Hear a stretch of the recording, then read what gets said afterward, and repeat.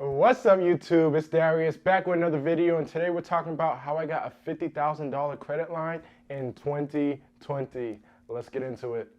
Disclaimer, this is just my personal experience of what I did to get a $50,000 credit line. I'm not advising anybody to do what I did. I'm not a professional CPA or accountant, so you gotta do what you're comfortable with. Speak with a professional if you need to. And if you guys could, smash that like button and subscribe. I got a lot of great content to show you guys. So step number one, you need to have a job. Now guys, this might sound like a no-brainer or very, something I shouldn't have to say, but in the situation we're in right now, unemployment is at a near all-time high in depressionary levels, and a lot of people are not working.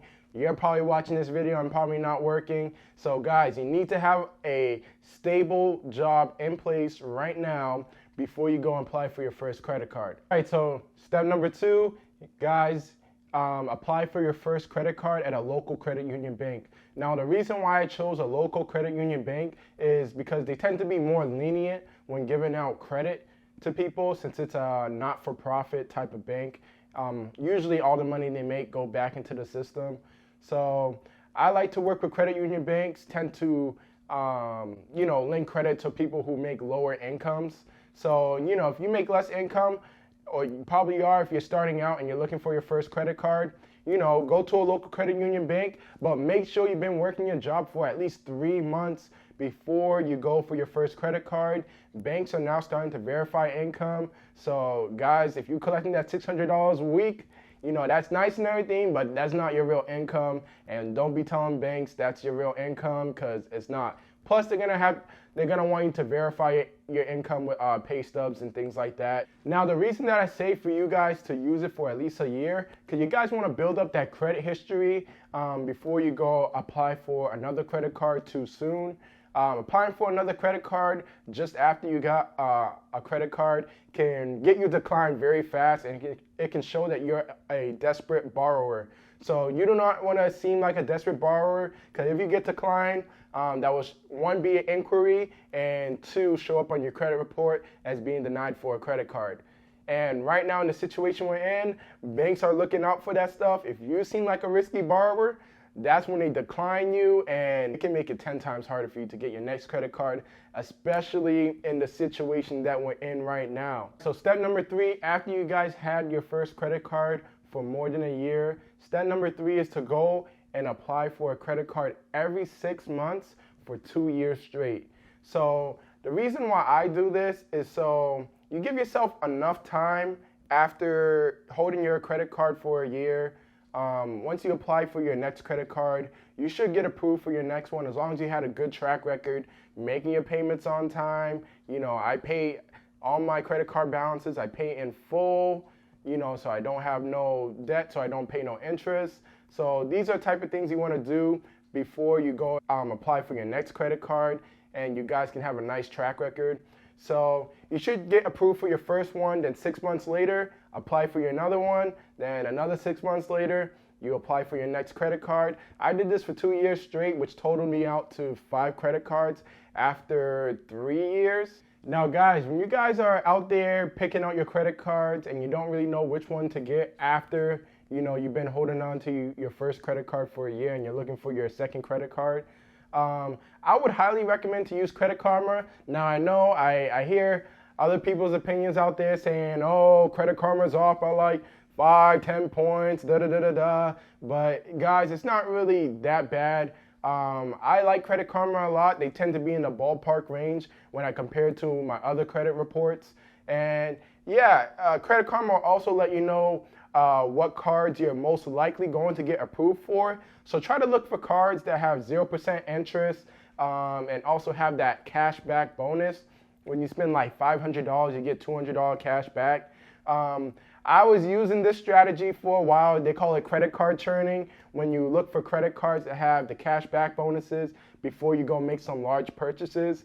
I would do it a lot. Banks don't like it, but hey, anybody can take advantage of it as long as you got great credit. Guys, another thing I want to mention is Credit Karma tends to be a month behind when it comes to reporting your real credit score, so be aware of that. I know some people would judge it and say that their credit score is way off, but it's because that their credit reporting is like a month behind. I would say a month behind everybody else, all the regular credit reporters. So be aware of that. Credit Karma is great in my opinion. I highly recommend everybody to use it, especially when it's free and it doesn't affect your credit score when you check on it. So that's another tip for you guys if you guys are concerned about that. Now, step number 4, and guys, this is the most important part, and I never hear many other people doing this, you know, any friends or coworkers doing this, but you know, you guys should really get put on as an authorized user on somebody else's credit line. Now, I will have to say, you guys have to do this with somebody that you trust. I wouldn't just do this with anybody, not even with your friends. I would only do this with your girlfriend or boyfriend or a family member, a brother or sister, mom or dad. Those can work. Now, I do have to say as well, you got to be careful on what credit card they're adding you on as an authorized user. Because let's say they have a $5,000 credit card and they're willing to add you as an authorized user, but they owe $3,000 on that credit line. Once they add you on that, that's going to show up on your credit line, and it's going to show that you owe that $3,000 as well, which could affect your credit card utilization. So you guys don't really want that to show up. So, you know, make sure whoever you do it with, you know, brother, sister, girlfriend, or boyfriend, make sure that credit card has like no debt or very little debt. That's very important. Now, for me, in my situation that I was in, throughout my process of accumulating credit cards, I was having my girlfriend do the same thing. So by the end of 3 years of me accumulating credit cards, I had a total of 5. My girlfriend had 5 credit cards as well because I had her doing the same thing that I was doing. So basically, I added her as an authorized user on all of my credit cards. Then she did the same thing, vice versa. She added me as an authorized user on all of her credit cards. And guys, this doubled my credit line overnight, and my credit score shot up like 30, I would say like 30 points. It went crazy high, and this is what actually brought my credit score from a 720 all the way to a 750. And it was pretty much as easy as that. Building credit is nothing hard. The hardest part is just not getting into massive debt. You know, that's one thing I want to talk about as well. You know, credit card debt in America is very high. I don't know if it's at an all-time high. I believe it's near all-time high or at an all-time high. I believe credit card debt is over $1 trillion in America. I could be wrong about that, but I'm pretty sure it's over $1 trillion in America in 2020. So, you know, and with the situation we're in right now, you know, you guys don't want to be getting in massive debt. You guys want to be real lean, be real small, have very little debt. If you do have debt, try to pay it down as fast as possible. Because, you know, we're entering into times where we're going to see massive default on mortgages, people unable to pay their car loans, and people not even being able to pay their credit cards.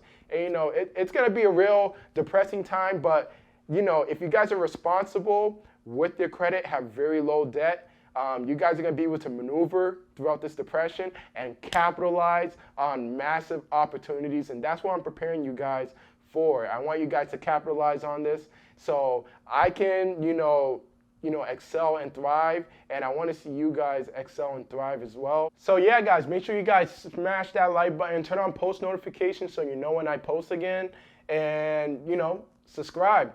And I'll see you in the next video. Later.